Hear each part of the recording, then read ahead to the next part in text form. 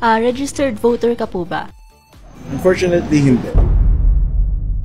Alam niyo naman po ba na this year may gaganaping midterm elections? Hindi ako aware.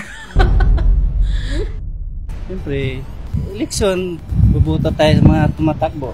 Sino yung napupusuan natin.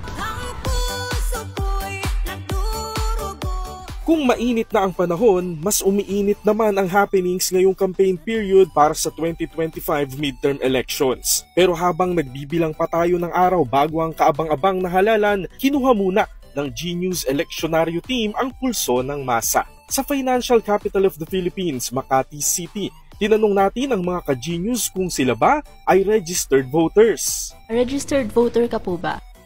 Unfortunately, hindi. Opo. Opo, sa Quezon City. Yes, ma'am. Dito sa Makati. Yes po. Definitely. Bagamat may mga ka-G-News tayo na aware sa darating na eleksyon, meron din namang mga clueless dito. Malamis Universe naman ang sagutan ng ating mga ka-G-News sa bet nilang kandidato. Siyempre, tapat. Hindi mangungurakot. Yun lang. Saka yung kapakanan ng mga magagawa. Oh my God!